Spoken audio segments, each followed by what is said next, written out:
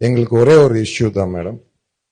அது உங்க பக்கத்தில் இருக்கிற எம்எல்ஏ எங்களுடைய ரெகுலர் அன்னபூர்ணா கஸ்டமர் வர்றப்பெல்லாம் சண்டை போடுறாங்க அந்த அம்மா கடையில.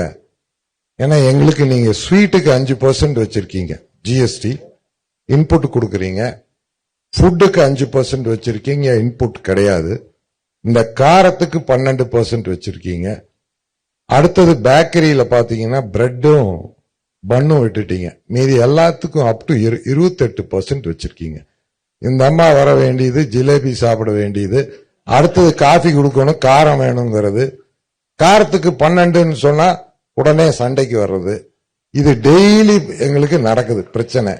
ஒரே பில்லுல ஒரு ஃபேமிலிக்கு டிஃபரெண்டா ஜிஎஸ்டி போட்டு கொடுக்கறது கஷ்டமா இருக்கு. ஒரு பன்னுக்கு ஜிஎஸ்டி கிடையாது, பன்னுக்குள்ள ஒரு கிரீம் வச்சுட்டா அதுக்கு 18% ஆயிருக்கு. கஸ்டமர் என்ன சொல்றாரு, நீ கிரீமையும் ஜாமையும் கொண்டா நானே வச்சுக்கிறேன். கடை நடத்த முடியல மேடம்.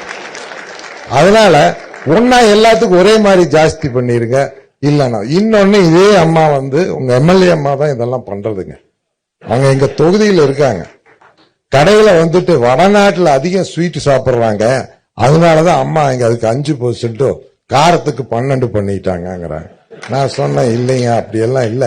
தமிழ்நாட்டுல ஸ்வீட், காரம், காஃபி அப்படிதான் போகும். அதனால தயவு செஞ்சு அதை கொஞ்சம் கன்சிடர் பண்ணுங்க மேடம். டாக்ஸ் போடுறது இல்லைங்க. இல்லைங்க மேடம், இந்தியாவுக்கு போற சேர்த்து நீங்க ஏத்தி விட்டாலும் சந்தோஷம்.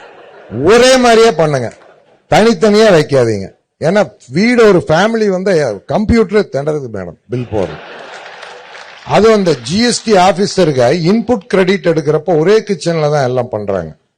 இன்புட் எடுக்கிறப்ப அதே கேஸ், அதே ஸ்வீட் மாஸ்டர், அதே கடலை மாவு, அதே மைதா மாவு, இன்புட் எப்படி மேடம் எடுக்க முடியும்? அதுல ஆபீசர்ஸ் திணறிடுறாங்க. அவங்களுக்கும் ஹெல்ப் பண்ணணும் நம்ம.